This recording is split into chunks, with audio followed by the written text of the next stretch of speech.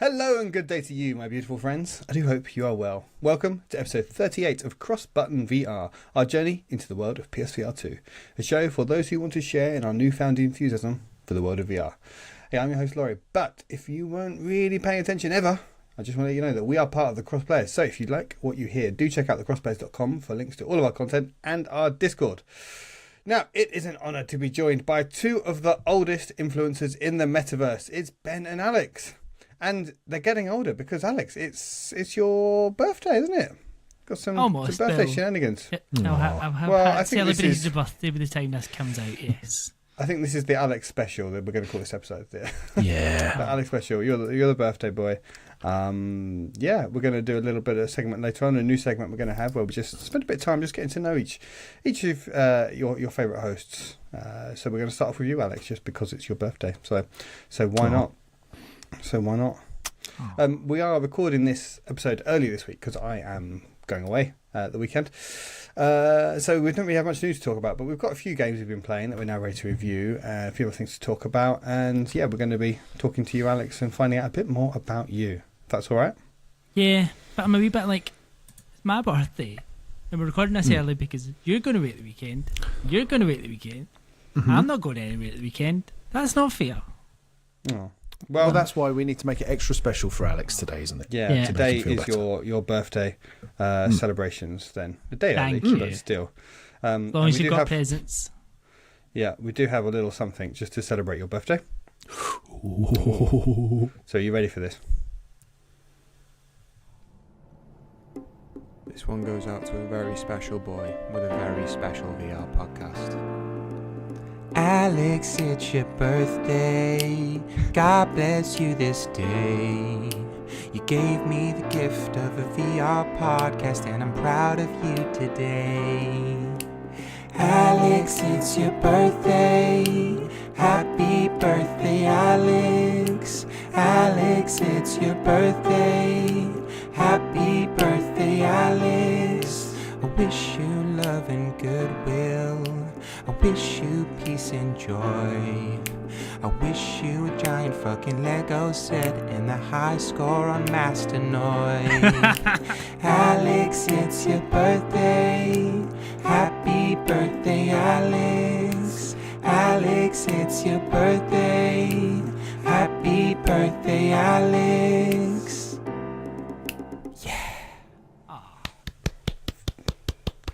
Very good. Thank you, guys. That was lovely. Can we just have that for the rest of the episode? We could do. I'm sure Ben will edit that in at several points throughout the episode. People can listen to that several times when they listen to this episode. And we have the fellow crossplayer Ethan to thank for such musical brilliance as that. Yes, that is excellent, Ethan. Thank you. And if anyone likes that sort of bollocks, go and listen to NX. I think episode 2 will be out by the time this is out, and that's nice. Ethan co-hosts that with Tyler and Smark, all about Nintendo. Can't promise he's going to sing in every episode. No, but I thought you were going to say if you like that, join our Discord, because there's quite often songs dropped in that, whether it's between Ethan and Max, or even occasionally yourself.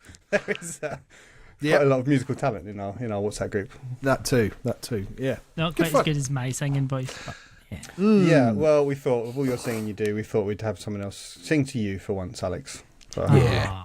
I hope you enjoyed that. Fully deserved. I appreciate it, thank you. Yeah. I wonder if anyone's still watching.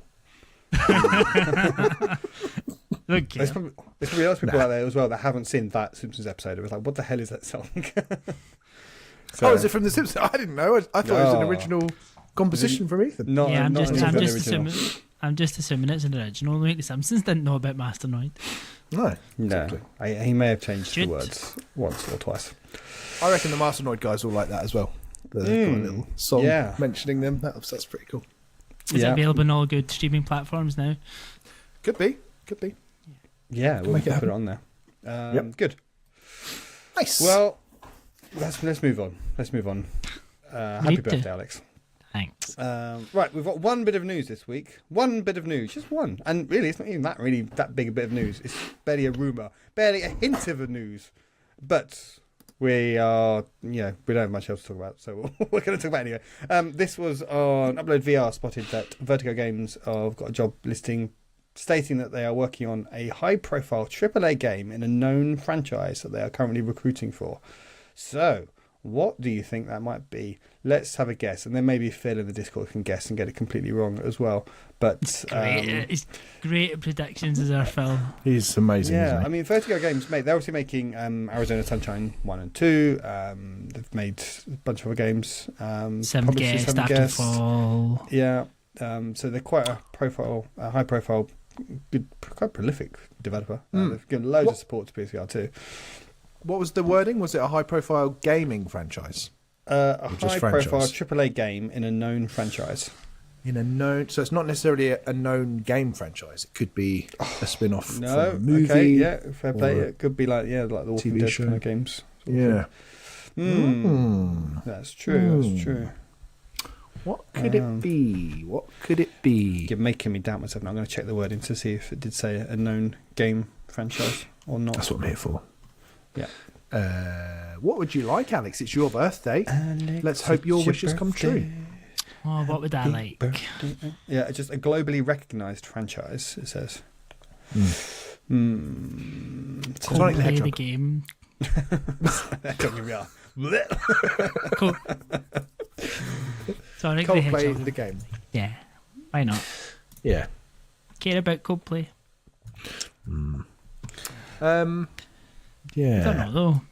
It's interesting because there's not that many people that make high-profile AAA games anyway. So it's just that alone is quite exciting. Although I don't know if I want a high profile game. Like, I like the games you've got no idea what they are. Like, I mean, there's something about, I mean, it'd be nice to take the franchises, but see if we're sitting here in a PSVR2 and you get high profile AAA games, you want the Sony first party IPs, don't you? Like, Yeah. not saying you don't want what Vertigo are going to come out with, because Vertigo don't miss often, so there's certainly potential there, but I don't know where it could be. Blade Runner. Well, you There know, go. I'd lap that up. That's my guess. I'm locking it in. There's one thing that will put me to sleep faster than Coldplay. It's Blade Runner. So there we go. I'm going to say Alien versus Predator. Imagine. Oh All right. no. Let's find out. Will it be Coldplay, Blade Runner, again. or Alien versus Predator? We'll find out in a few Stay years' time when we're on episode, I don't know, it'll be 137 of Cross Button VR. Sure. We might have a hint of it by then. And we'll fill you in with Phil's prediction, which will be something ridiculous. It's never going to happen. Yeah, like Coldplay VR. I didn't say that's what predicted. I said that's what I would like. That Difference. Alien game they made, what was that? Alien Isolation, wasn't it? Alien Isolation. Isolation, Why yeah. is that not on VR yet? Because if it can run on Switch, you can run on all the VR stuff. That would be surely a game that should be made into VR. Yeah. Because it's too Why not? scary. It is probably too scary. It's too long for a VR game, I would say. It's like 20 odd hours long. 20 odd hours? For a horror game is ridiculous. Yeah, That's 20 hours long. of hiding an event. Yeah. Yeah. Okay, well maybe they can make a 4-hour spin-off of Alien. Yeah. Sure. Alien a Is little it- less if I played it, isolation. It'll be like 40 hours because I'm not coming out of this locker until I'm absolutely sure that it's not there anymore. Till the I'll just alien sit dies there. of old age. Yeah, I would just sit there and just like, I'm not coming out. I don't care. Till I can smell the rotting flesh of an alien, I'm not leaving this locker. Yeah, Nice. good. Right, what have we been playing, chaps? I'm Where do you going to want go to start? first Go on then, Ben. You go first. because I played something. I bloody well played some Hey, VR. been playing some Hey. games in VR. Woo. Played some games trying to get my sea legs back. So Yep. bedding myself in with... Well, look, for context, we're getting towards my favourite time of the year, which is obviously Christmas and Christmas. eating a lot. But game of the year conversations, Yeah. I love all of that shit. Oh, just So- so many hours of podcasts you can listen to. Oh, I love it. I love it. It is Those my favourite podcasts time that of year. people just prattle on for 2 hours arguing and Yes. stuff about whether one. Yes. You look forward to I love that it. episode already, yeah? Yeah, we're going to do it, Laurie. No, God damn it, that'll be our first 2-hour episode. But yeah, it's got me thinking about games that have come out this year that I have enjoyed, but maybe need to spend more time with to give a more rounded view of. And one of those games is Humanity, which obviously we spoke about when it first came out. Playing it in VR, playing it in non-VR, which version is better, blah blah blah. So I jumped back into that and played a little bit of it. Took me a while to get my head back around it, which, you know, when you're doing a puzzle game and it's all just flowing really nicely, that had completely gone out the window. So I luckily discovered that when you hit the pause menu, they give you basically a video of how to solve the level, which was actually really handy because I couldn't quite wrap my head back around the mechanics of it. So, yeah, again, quite a long game though. To sit there and play in VR. I think it's about 20 hours as well, because I think I'm at like I'm at the fourth sequence now. It's a sequence like a level, and I think there's a lot more to go. I can't remember the exact number, but are they quite bite-sized levels though? You wouldn't sit there for the whole length of the campaign in a few sittings, would you? You could be there for a little while, depending on how complex it is. I mean, some of them are quite obvious, and you can maybe be in it for 1 or 2 minutes. Others, you can be sitting there for 10, 15 minutes trying to work out what's going on. Yeah, and this one I did today was different to all of the other sequences where there's like 10 levels in each of those. This one was just like one level, but you had to solve like 4 puzzles within that level at the same time almost. Which, jumping back into it when I've forgotten how to play it, it was difficult because that was a bit overwhelming, going, all right, there's this group of people over here, this group of people over here, I have to solve them all in different ways. But yeah, it's a cracking game. The only like niggle that I had with it today was I had to just take my earphones out because the music it's too repetitive when you're there for such a long time. And a game like that is, I think it's enhanced, isn't it? So you'd expect that music to be on point at all times, but this track today was just a bit like, ugh, had enough of that. But cracking game, really good, and I'd like to. Is it not the sort of game you could turn the sound down and just listen to a podcast on whilst you concentrated on solving it? Or absolutely, yeah. So it's actually a really good podcast game, and most of the music I've been quite happy with up to this point. But I think this one, something like that's quite slow. You need something almost more backgroundy, and this had quite a short loop, and it was quite rhythmic, and it was just like, all right, for fuck's sake, this is getting my tits. Yeah. But yeah, cracking game. Highly recommend it, and looks great in VR. Really cool. So there we go. That is my short update for the week. But you told us earlier since you've had your little break, you're not feeling the VR. You've gone backwards, haven't you, on the motion sickness? Yeah. So even just playing that, and that was just sat on the sofa with the DualSense, and still got a little bit of motion sickness. Unfortunately, after about 15-20 minutes of it, which is really frustrating. And if anyone listening is contemplating, like Lewis, for example, who's pretty new to VR, if he's contemplating taking a lengthy break from playing VR, I would recommend not doing that, because it's, I feel like I need to build myself back up again now, which is Keep your frustrating. toe in the water. Exactly. Because Stellaris, Ghost Signal, Stellaris, that wasn't that long ago. You played that. You played the whole thing of that, didn't you? You played the whole thing. You were fine with that, were you? Or, I think that took me... played about a couple of hours, and that was maybe 3 weeks ago, 3 or 4 weeks ago, I think now. But in that space of time. I don't know, it could be nothing. It could just be me. I don't know, but... Yeah. It's odd and slightly annoying. So you haven't played the new GT7 tracks there? Although I've heard good things, apparently. Really good. Yeah. So maybe I'll give it a go. Okay, well, I have been playing a little bit more Journey to Foundation. Played a bit more of that today. I'm still really liking that. It is very, there's lots of it that are quite basic, and it's quite finicky, fiddly when you're playing it in VR. Like interacting with things is a bit fiddly, a bit janky, and the graphics aren't great. But it's telling a really interesting story, so I think it's worth playing for me for that reason. But yeah, it's not it's not as polished as some of the other things on the platform.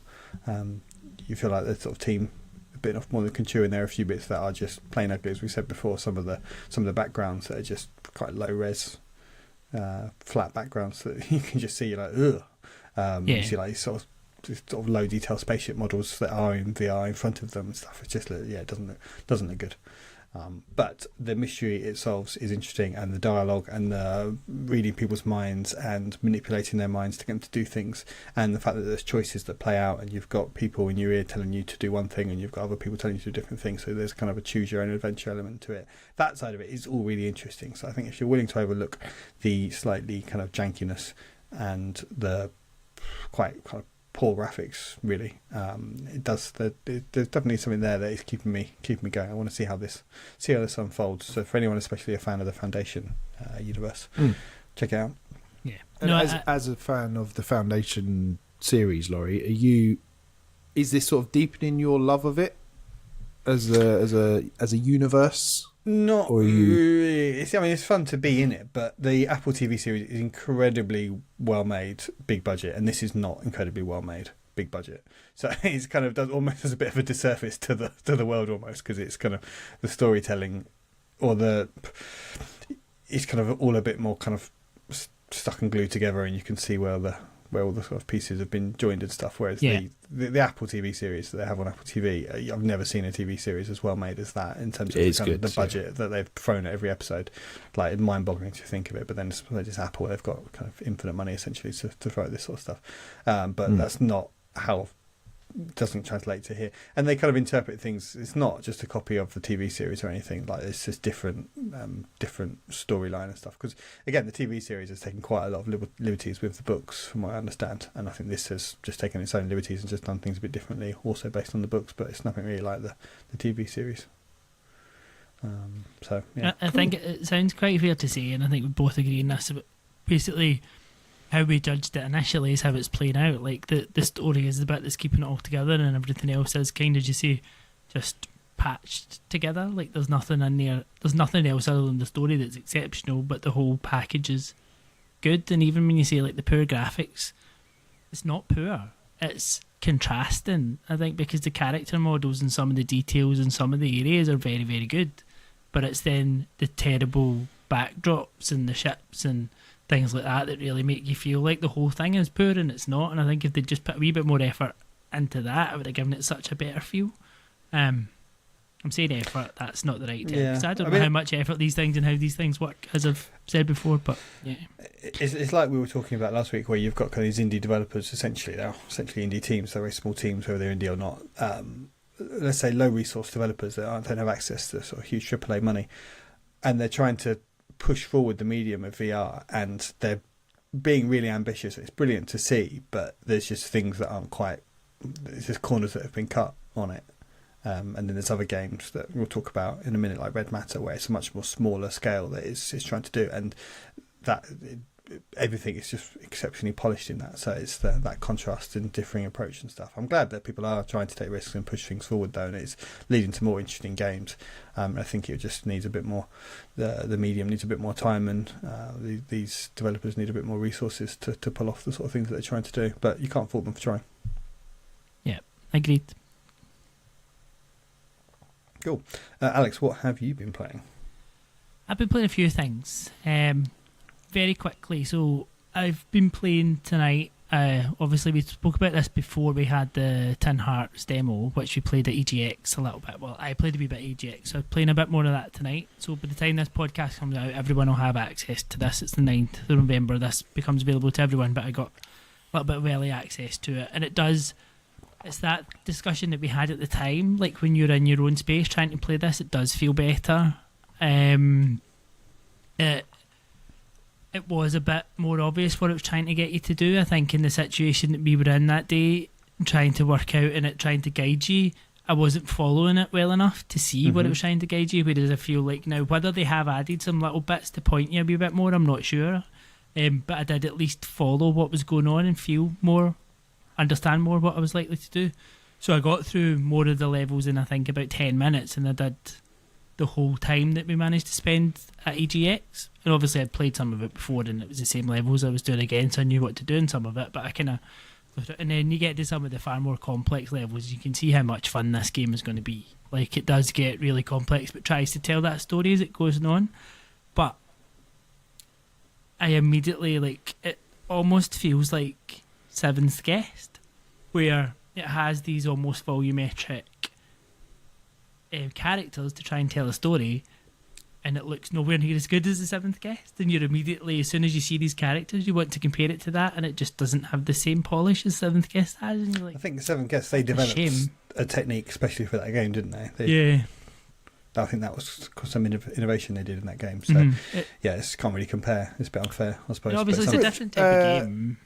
Question, just for any listeners that might be wondering, not me, obviously. What do we mean by volumetric? The volumetric I think it was it's volumetric capture or something. It's basically, it's captured in 3D, so that they can then, as you then go around the scenes, you can get the reactions and the full feel of the scene from all angles. So it's to do with how they capture it's the capture technology more than anything. Essentially, I think creates a hologram that you're looking at, and you can look at a video from all angles. Yep. So rather than just like a normal video where it's just flat, you can look around it whilst people are acting. So it's capturing it all around them. So you can, good job, guys. That's thanks for that testing, Ben. Yeah, well thank you. You passed. But yeah, it's good. It's good. It feels better than it felt when I played at EGX, which is good. And there's more there for me to play. And I think it's going to be a very much my type of game because I love a puzzle game. So. I'm excited by that one, and I think it does just go to show. We said it at the time on the live episode a few weeks ago, didn't we? That's just not the best environment to test out a game for the first time. So I'm glad you're having a bit more success with it at home. So yeah, I'm looking forward to trying that. Looks good. Yeah, I think when you're on that show, there's all that show floor, and there's some guy just trying to threaten the member of staff there because they didn't let them on first, and it's all getting a bit tense. And you're trying to play this game, and you're very aware there's lots of kind of hyper noise and people all around you and stuff. Yeah, yeah. My daughter's been waiting half an hour. All right, chill out. Find out.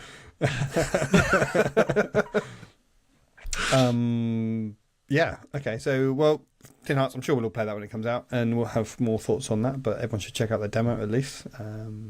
And Alex, we've been having a few games between us that I think we are ready to review tonight, aren't we? Which is kind of rare for us that we feel like. I mean, when I say review, I mean kind of review for us, and that we've got some more complete thoughts, having played all or enough of a game to be able to give some more complete thoughts rather than our usual impressions. Yes. Where do you want to start, Laurie? Well, why don't you go first with Barbaria? Or Barbaria, as I like to say. Barbaria, yeah. Should we try and harmonise? Do it. Again? Like a barbershop trio? A Barbaria shop trio. No. No? Okay, fine. Yeah. No, it's not. I asked folks. Yeah, let's do that, and then I'll talk about Red Matter, and then maybe, because we can kind of both review Ghostbusters, because we've both been playing that, haven't we? Yeah, so that's what's coming, folks. I'll get my coat. Yeah, well, you can ask questions. Hopefully at this point you might have already caught my review of Barbaria. Barbaria. For fuck's sake, man. Barbaria, because I enjoyed this game so much it made me actually want to go and make a proper review of it because it's a lot of fun. Right, so we spoke about this a couple of weeks ago and none of us really had seen it in one of the showcases, but none of us really knew what it was. I think that's fair to say. Ultimately, it's a hack and slash game coupled with a base builder. So you've got two main sections of the game. You go and you invade people's realms that they've built, and you essentially need to conquer them by taking out the champions and the gladiators and the different enemies that you come up against. So you have to stop them spawning, kill them all through hack and slash combat. Quite simple, and it is quite simple, but it's so much fun. Like, see, when you first go into this game, you basically are presented like these funny little imps that try and talk you through it, and then they come up and you've got, it's almost like Demio or however you call that, because it keeps telling me the wrong way to say it. But you get, your characters are like little models, and it's like the realms of these little scales.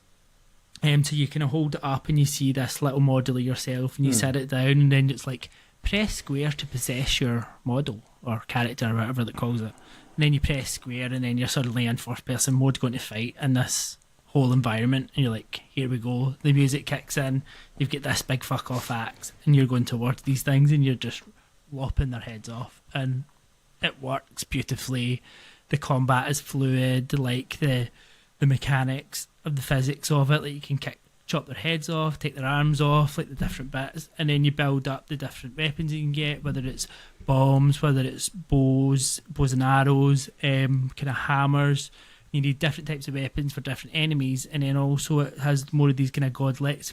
It's not quite magic, it's more like powers of the gods type things, so you can open up your left hand at points, and it just takes you, so you come out of the possession and you unpossess your character and you go back into like god mode of the little scales, and it's still, the battle's still going on and you can watch it, but you can like rain like lightning onto the enemies and stuff to try and take some of them out, and then so you basically get 2 of them, and then you can go back in and finish them off, and you're ultimately aiming to conquer all of these realms and build up your mightiness to be the most mighty of Barbaria.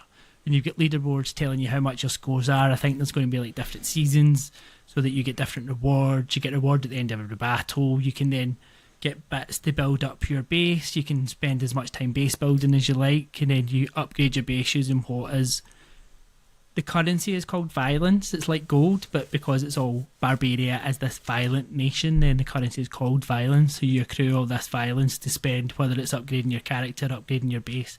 And you got all these different like pieces which you put together. So the higher the level of your base, the more pieces you can have together. So the bigger it is, and the more enemies that spawn. And that's kind of it.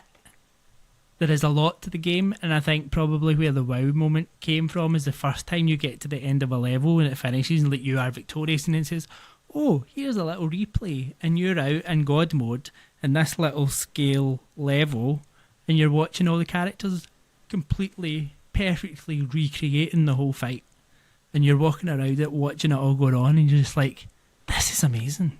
Like you don't expect it, and then it just kept building on that, so it stores them all so you can go back and watch them all.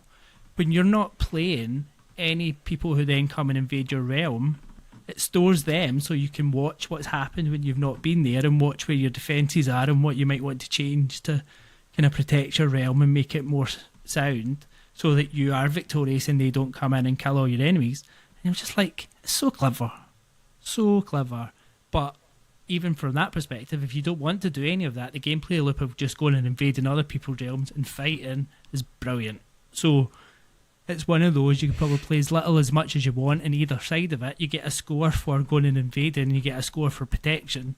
So whatever one you want to focus on, you don't necessarily need to do both of them. And I highly, highly recommend this game, and I can see why it's been nominated for VR Game of the Year and some other platforms, and I can see why people speak incredibly highly of it, because it is that good. Wow. God damn it. It runs flawlessly. Like, I had no issues at all. There's certainly nothing that I noticed. The only slight criticism I think I had in the review was the graphics. I thought it was maybe not quite as crisp as it could have been, but as I said, as soon as I realised everything else that was going on in the background, you can forgive that, because there's so much other things going on physically and mechanically that a little bit maybe where you can let it not be as crisp as you think, because it doesn't look bad at all. Like, it looks really, like the characters and stuff look really good. You just sometimes feel the environments are a little bit soft. But yeah, this is, I think people will love this when they try it. And when is it out? Cool. It's out, well, it's November the 9th, so it's out now as this podcast now as people are listening to it. Yes. Awesome. Wow. Do we know how much it costs? I think it's $19.99. I'm not sure how that then translates here. So it's about 20, £17. probably about isn't it? 16, 17, like You about just- 20 quid. Sounds like it's worth it. Yeah. You've just got I me think you thinking, could- Alex. Sorry? Go on, what are you going to say? I think you could get. I think this could be one of those games you play for years. Like it could be very addictive if you enjoy that loop, and they have these different types of what feels like seasons.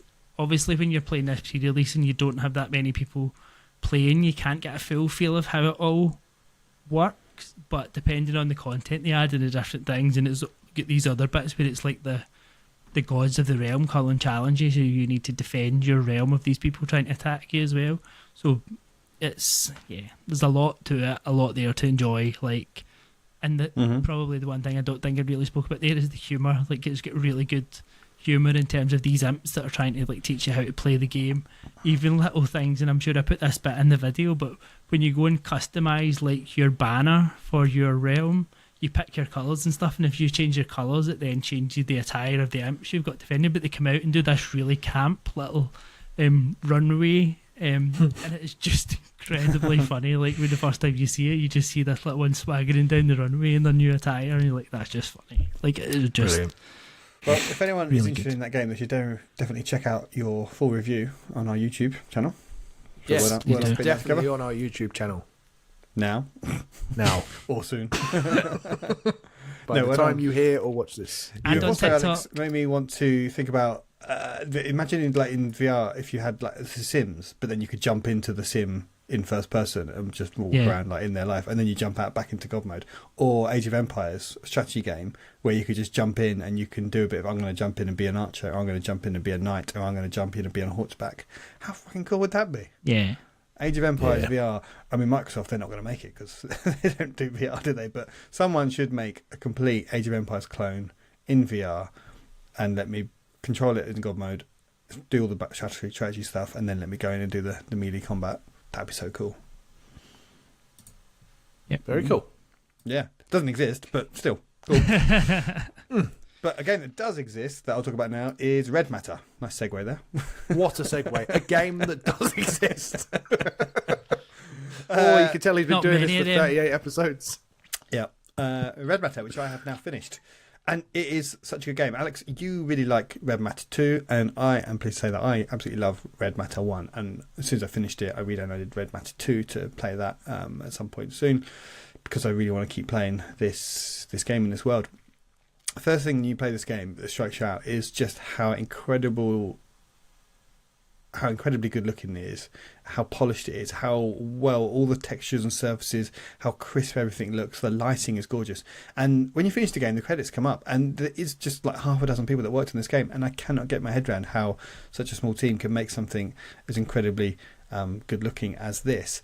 And it's set on the surface of a planet. There's a few outdoor areas, but you're pretty much straight away you're into the space station, and it's not a huge space station, so it's not a huge environment they've crafted, but it's kind of a similar escape room type gameplay in that you are going from room to room or area to area in this base. So there could be like a science lab or the warehouse or the engine rooms, and you are solving puzzles essentially, or you are interacting with things, manipulating things to put the power back on or get the lift working that you need, or whatever it is. Just typical kind of VR stuff. And all the while there's a story that's playing out. You're trying to work out what's happened in this base, trying to work out what's happened to all the crew and what's going on.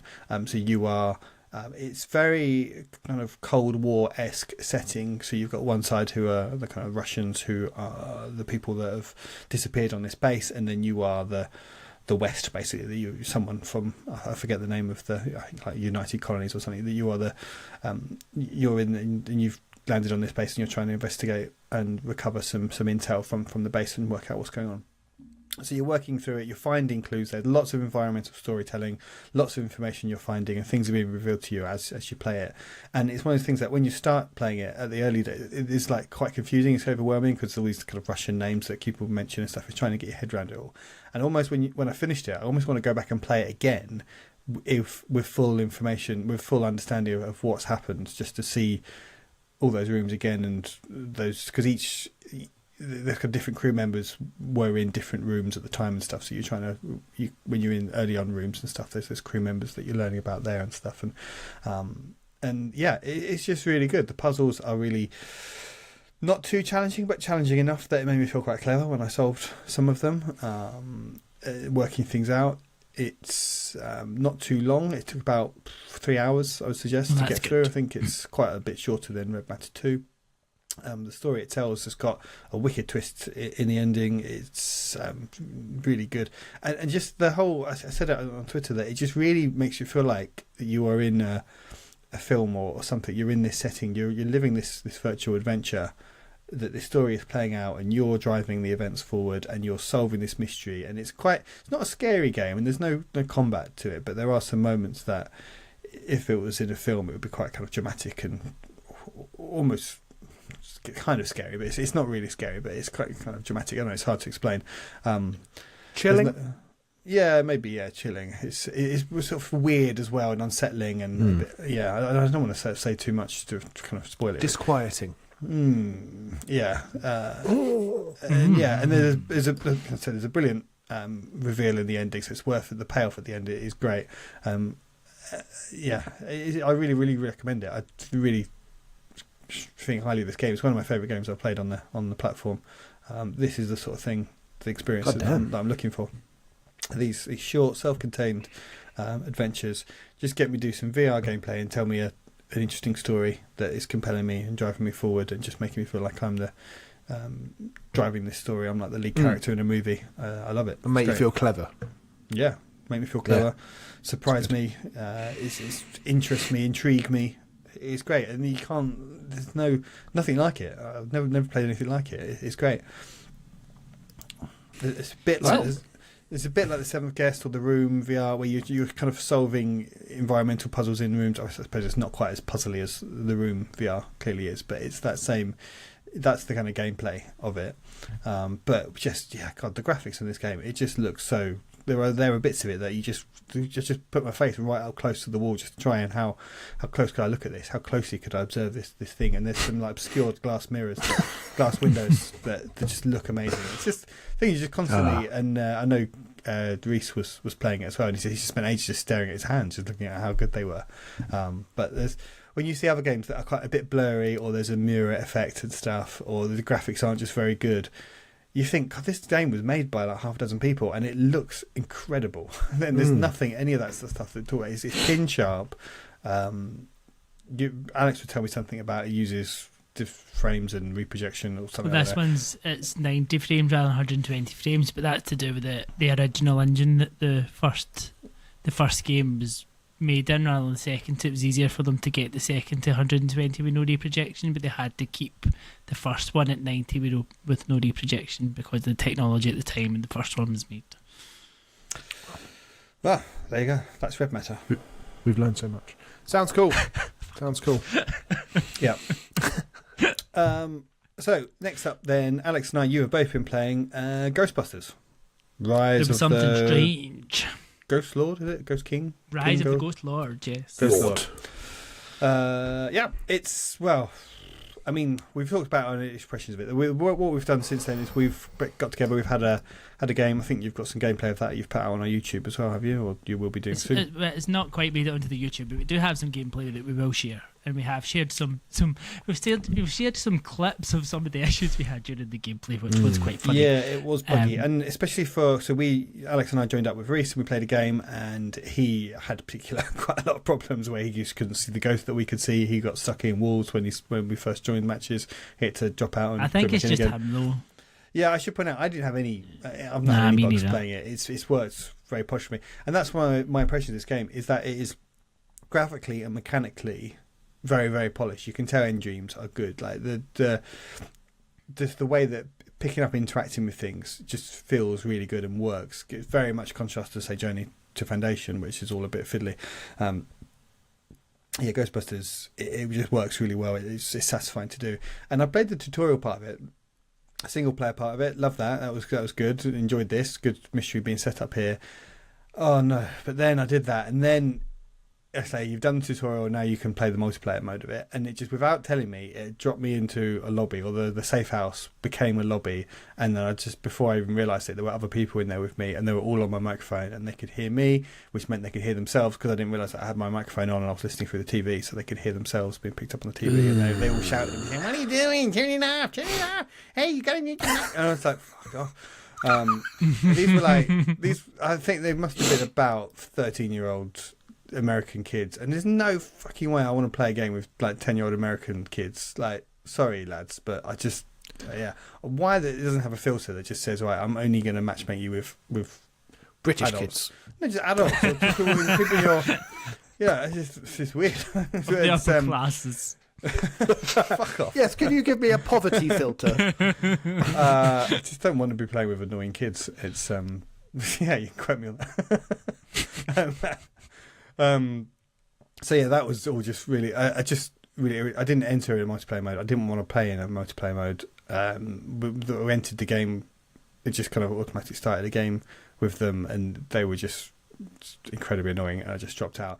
The game is not interesting enough, the stuff you're doing in it, to want to play it with strangers. It's not like a game where, like Destiny, for instance, where you want to join up on raids and it's a fun game and you just want to join up with people that you can work together with and stuff. When we played it, you and I and Reese, Alex, it was a lot of fun. We had a good fun. It was. It was good fun. We were just being silly.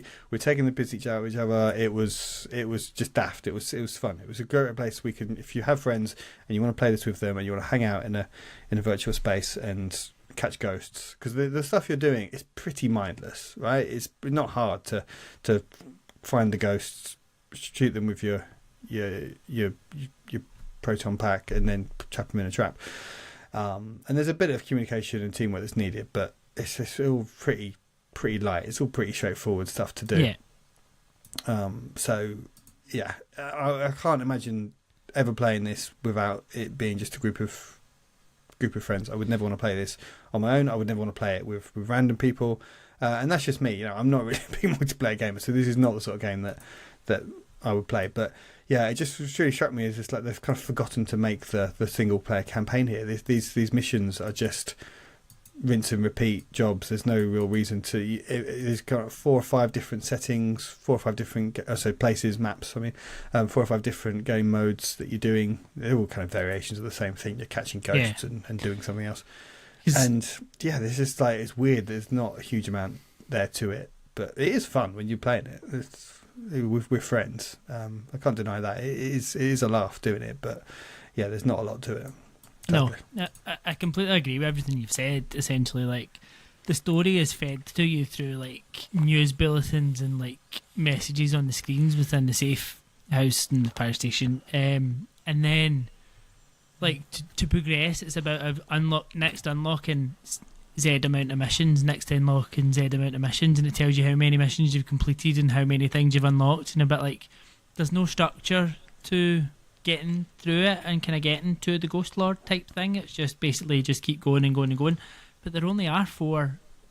Basically, at the moment, there only are 4 different game modes. So you're playing 4 different game modes across 5 or 6 different maps. And when you're looking at the table to select your mission, you've basically got the 5 or 6 maps, and you could probably choose there's only 3 of them at any one time. 3 or 4 at a time, yeah. 3, and then it mixes up the game modes that are in each one. So any map can have any game mode. So you've got an option of 3 things to play. So you get that variety, but I say there's not. It's, you know, each game mode is pretty similar to the last. There's not a huge difference in it. Even then, if you've maybe played it for an hour and a half, you've probably repeated the game modes 2 or 3 times by that point, and the maps as well. Yeah. So it needs more content. I think if it had more content, it would be a lot of fun with friends. If they squashed out some of those bugs and you had maybe a night, maybe once a month, that 4 of you went and just played this, I think you would have a great time with it. Like. But it's not something I can imagine you're going to go and play every night over and over again. Like, it's just not got that level of depth to it that's going to be enough to stop you from getting bored. But if you were maybe to play it maybe like once a fortnight, once a month with your friends, you'll really, really like it.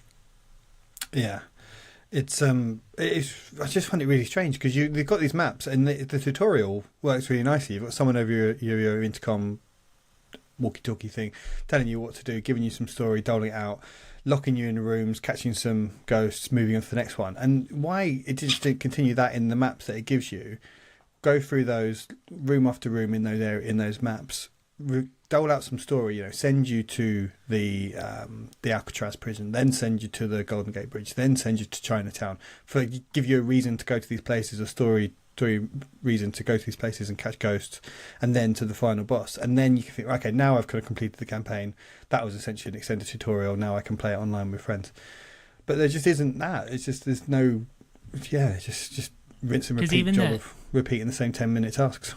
Even when you're playing it as in a solo mode, all that is playing the same missions, except you've got this little AI ghost that comes to help you. Like, that's the only difference. So you're just of you, like you and this AI ghost doing the same thing. Like, there's no nothing like in terms of campaign, which is a shame because it's when you get an IP like that, there's so many places you can go, and this is why I actually prefer the quest mode, although it doesn't have some of the eye tracking stuff and that. You've at least got that mixed reality mini game where you're fighting off the Marshmallow Man and you're pinging little mini puffed guys at this giant Marshmallow Man. Is something a wee bit more content to it. It just has a little bit extra than the VR2 version does. And looks just as good. Those mini puffs are one of the most annoying Oh, mechanics you didn't like them. I've ever had in a game, where you see a little bag of marshmallows that the mini Stay Puffs just jump out and they go all over your gun and pack and everything. And you have to just physically pick them off your gun and your arms and stuff. It's just not funny once, but after the first time it ever happened to you, you're like, oh, for fuck's sake, because there's too many of them. Yeah. It's just like, fuck off. Yeah. Anyway, Ghostbusters. See, what we were talking about at the top of the show with the news about like having a popular intellectual property to create a VR game off. There is that concern, and it sounds like this is going to sell copies based off that IP rather than the quality of the game. And I wonder if that's just like the thinking behind some of this stuff. It's like we don't really need to create anything especially great because it will sell because it's Ghostbusters, which is a real shame. But they've said they're treating it as a live service game. They're going to keep evolving it over time. And today we saw the trailer for that new Ghostbusters film, Frozen Kingdom, it's called, I think. You can bet there'll be some tie into this. Definitely, there'll be some maps or some downloads or something, some extra content that went around the time that the film comes out. Particularly when it's published by Sony themselves, or Sony Pictures VR. Yeah, for sure. This and it's designed to be. They'll keep adding to it. So maybe in a few years' time, it'll be a much more robust game, and there'll be more interesting things to do in it. As I say, the mechanics when you're playing it with friends, the mechanics are there. It all works really nicely, apart from if you're Reese, and it's all fun to do. But there's just not a lot there to justify. It very much feels like what we accused Smash of being at the beginning, and it's like there's a good game there, but there's not enough game. Like. Mm-hmm. It very much feels like that because it's not. It would be harsh to say that this isn't a good game because the mechanics of it are strong. It just doesn't have enough content. Oh well, we can see how that develops. I mean, we'll cover if there's any updates in future. Also, we'll there are stuff coming already that they've detailed, which I think we spoke about last week, didn't we? Yeah. So I'm sure it'll be one that we drop into, and there's new games get added and stuff, and it'll be fun for. As a group. And like I say, if anyone wants to do this and wants to play with friends, come befriend us in our Discord and jump in just like Reese did, because it makes the game a whole lot more fun to play. So cool. Well, let's move on then. Before we do though, just let remind everyone, if they want to support us, they can give this whole podcast a sub on YouTube or Spotify or Apple Podcasts, whatever it is that you're using. Follow us on Twitter at CrossButtonVR and at the Crossplayers. And if you would like to, please do join our Patreon as well, and you can re-support us there. Patreon.com/thecrossplayers, £2 a month, and you can get entry into our little WhatsApp group. Or £15 for your first month, and you get a t-shirt just like this. Oh, a little cheeky Crossbutton VR t-shirt. Nice. Other designs are available. Yeah, but this is one of them. Nice. And I've got to say, it's high quality merchandise. Well worth the £15. Join at £15, get the t-shirt, and then drop down to £2. Hey, you can do that if you like. That's fine. Bob's your uncle. Yeah, we can't stop you. We got Might even throw in a wee game code. We do often, yeah. Anyone that joins our Patreon, we do often supply them with a cheeky wee game code or two. Yep, and they get treated to Bin Chat, the greatest Patreon podcast on earth. It's been said. Right, let's get to know one of our hosts a little bit better, because we see people, we've caught up with a few people, and they've said that, well, we're not sure who's who or what you're all about and stuff, and some people may not have been tuning in to the Crossplayers over the years, so they may not have heard a bit about us and where we are. So I appreciate we've left this a little bit late. We could have done this in episode 1 or 2 maybe, but we're here now in episode 38, so better late than never. And as he is the birthday boy, and this is the Alex special, let's start with you, Alex. Hello. Okay. So first of all, what's your name? Alex, great. No, what's your... We just wanted to really just quiz you and just give people an idea as to when you're not playing VR, Alex, because I think we've got a good idea as to what it is that you like on VR, but when you're not playing VR, what sort of things are you into? What's the sort of game, your preferred platform, your preferred genres, your favourite game that isn't Masternoid? I don't have a preferred platform. I love all the platforms. I love them all. Like, I don't like game score, and I don't like trophies. Like, I just love games. I mean, in fairness, like a lot of my time, I've historically been very much Xbox. Not through Keen-eyed cross-player fans will recognise you from the Xcast. Ill-fated. X players. Yeah, X players. Sorry. yeah. So we did have an Xbox podcast for a little while, which has probably died as a result of this, to be fair. But yeah, so I mean, historically, I've always been about Xbox. I'm one of these people, like, I don't really like shooting games. Like, I've never really... I'm rubbish at them, is probably more... I mean, you're rubbish at main most thing. games, it's fair to say. Well, that was what I was going to say next, Laurie. Like, I've never really been that good at games. I just like trying. But I've always liked to drive... I love a driving game. Like, particularly like in an arcade driving game, like your Forza Horizons, like your Darts. Like, when Dirt 5 came out, I spent so much time playing that game. Like, that was such a fun game. So it's like kind of driving puzzle type games, platformers to an extent. Used to play a lot of Nintendo, not so much now. Fallen out a lot with Nintendo a wee bit. Was that you? Did you grow up playing Nintendo? Yeah, so I kind of went NES, SNES, N64, then into Xbox, essentially. So I did have like the other consoles The along the way. OG but Xbox. Like the OG Xbox. I've had all the Xboxes Wow. all day long. So day one OG Xbox. Day one. Wow. I never had a PlayStation or I didn't have a PlayStation 1. I never ever had a PlayStation 1. I did get a PlayStation 2 at points, but at that point I was more into Xbox, and the PlayStation 2 never really got.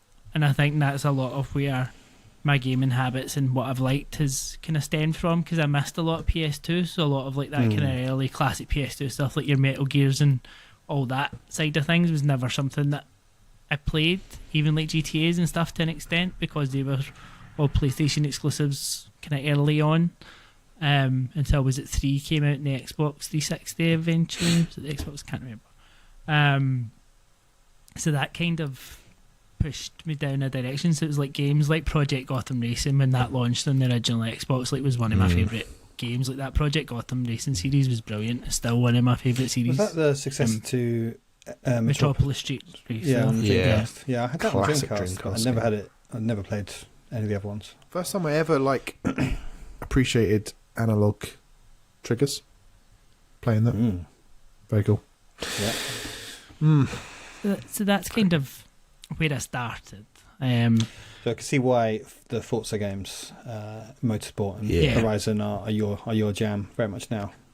Because even like style points came from those games, didn't they? Yeah, Like because you playing- basically like- had your kudos system and your Project Gotham Yeah, games. yeah. It was all your kudos, and I remember like you doing all those little like obstacle courses around the track to earn the kudos and stuff, and Yeah. like they were ahead of the time to a certain extent. I just wish that series had survived, and I know Horizon is kind of a spiritual successor to it. It is, but it's still not Project Gotham Race. So what would you say your favourite game that isn't Masternoid is?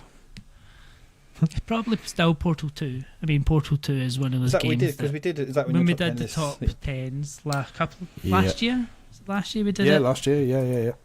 I mean, it's Portal like 2, yeah. puzzles tend to be up there. Like it's that or Tetris. I mean, Tetris is your classic in every shape or form. Tetris, whether it's just Tetris, whether it's Tetris Effect, whether it's Tetris 99. Like, just give me a version of Tetris or Lumines or anything like that. Like, that's my jam. Ultimately.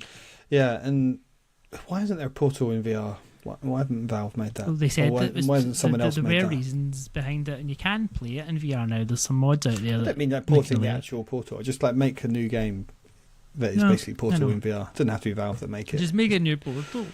But that would be good as well. Yeah. Yeah. Ben's Portal not a 2 fan. Is, how can you not be a fan of Portal 2? Oh, Portal 1 especially, but Portal 2 is absolute, landmark One of the game. best games of So all good. time. Yeah, I would agree with you. Yeah. Most would. Rest Not good, bad. Puzzles and racing games. Yeah. Least Yeah. favourite genre? If you had to pick, would it be FPS just shooting? probably. Like Which first I person? find that really You funny would 'cause think that's it's so much of quite Xbox controversial in is- VR. Like, Yeah. And Xbox, yeah, good point. A lot Halo. of- I mean, I like and Halo, Gears. but it would, yeah, I mean, I enjoy them, but I'd never choose. Like, it would never have been my first option. Maybe it's not fair actually. FPS, it's multiplayer FPS is maybe a better way of putting it. Like, Yeah, that's a different it's kettle a of whole fish, different isn't it? I ball think? game, isn't it? Like, Yeah. Can I ask you then, as someone that's not very good at video games, I know you played and enjoyed Elden Ring, did you? I did, and I finished Yeah. Elden Ring. You finished Elden Ring? Enjoyed Okay. is a bit strong. No, I did enjoy Elden Ring. Like, so I But mean, you did Elden manage Ring to was finish more it, an so, experience than a, because we all played Elden Ring together and helped each other through I it did to an not. extent. Not me, by yeah. the way. Just for Not any you, listeners, no. just to be No. clear, But- I did not play Elden Ring. I mean, I'll never play another Souls game, and I'll never play Elden Ring again. It was at one of those point in time things, and if there's an Elden Ring 2 or the DLC, I won't play it. Like, it's done, and that was a period in time, and it was an experience, and it was an adventure. It's not for me, and it really, I mean, it was 120 hours of my life that I'll never get back. But, like, Sound like I you really did- enjoyed it. I did enjoy it. Wow. Like, I mean, it was one of those games. Like, it was absolutely phenomenal at what it did, but I wasn't good at it, and it took Fair a enough. lot of skill. Not skill. It took a lot of determination at the time to get through it, and not something with the list of games that I currently need to get through that What's I ever your think of going back to. what's Yeah. your take on like open world games in general? Like your big, well, I know you're not a Zelda Tears of the Kingdom fan, but I don't know, your Red Dead Redemptions and your I've never really gelled with Red Dead or anything like that. I've tried 1 and 2. I've got one here. any on open the world games that you do X- fan I of? mean, I've always enjoyed an Assassin's Creed though. Like, so, like your Assassin's Creed Origins, Odyssey, Yeah, okay. Valhalla, like those 3 games are 3. Like Odyssey was one of the games that kind of got me back into gaming. Like through after not Odyssey, Origins, sorry. When Origins came out, and that was like the rebirth of the series, and I remember picking that up when I picked up the Xbox One X, and playing that. Then I loved it. Like, so I mean, even Breath of the Wild, I loved. Like, just not get round. There's something stopping me from going and playing Tears of the Kingdom, and I don't know what it is. I think it's where I am just now, like mentally in I think terms of if they gaming. release it on Steam Deck, you play it, but I think you're Don't even know if I would, to be The honest. Switch. Um, you're missing I out. can't, I can't deal with the loading times on a Switch, but that's a different argument. Okay, well, I have a quick fire round for you now. Yeah, this quick fire, single word answers. I don't want you to think about this too much. Quick fire, yeah? Quick fire. Okay. Trophies, yes or no? Yes. Mario or Sonic? Mario. Xbox or PlayStation? Xbox. Easy mode or hard mode? Easy. Story or high scores? Story. Really? Mhm. Quill or Astrobot? Astrobot. Console or PC? Console. Master Chief or Masternoid? Masternoid. God of War or The Last of Us? God of War. 2D Zelda or 3D Zelda? 3D Zelda. DualSense or Xbox wireless controller? Xbox wireless controllers. Indies or AAA? Indies. TV or handheld? TV. Single or multiplayer? Single. There you go, folks. That's my lot. That's my It's lot. really hard to not answer that and just listen. You'll get your turn, baby. Politely. You'll get your I turn. know, You'll I get your know, I turn. know. I mean, Yeah, I can't not say Xbox controllers when there's literally 10 of them on a shelf behind. Well, yeah, but I mean, Ridiculous. You're in that. But surely you can appreciate that the DualSense is a much better, superior controller. this, this one is. Oh, Like, no. this Yeah, one's well, you nice. can. Yeah, okay, you can have that one. Mm. It's haptic triggers, man. I prefer the DualSense Cool for shit. what it's worth.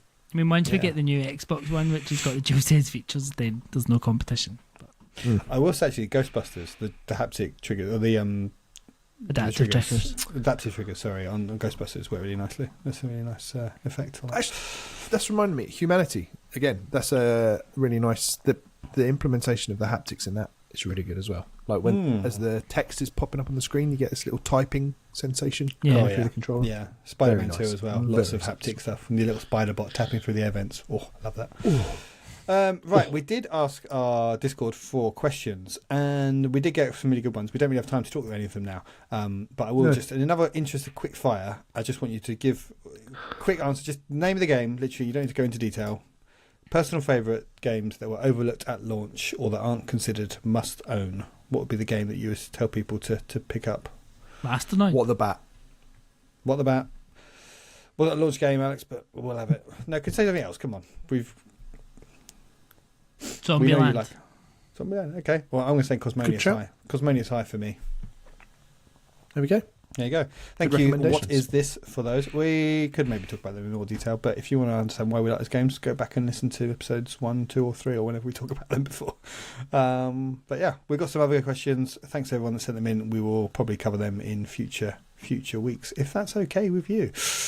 Cool. Well, that probably just about wraps up things. We're going to let Alex get back off and go enjoy the rest of his birthday eve Thank you. celebrations. Thank you everyone for listening. If you've enjoyed this episode, we would love it if you could please tell your family and friends all about us. And if you could like to get more involved, well, why not hesitate to drop into our Discord. Say hello, and thank you for everyone that's already done so.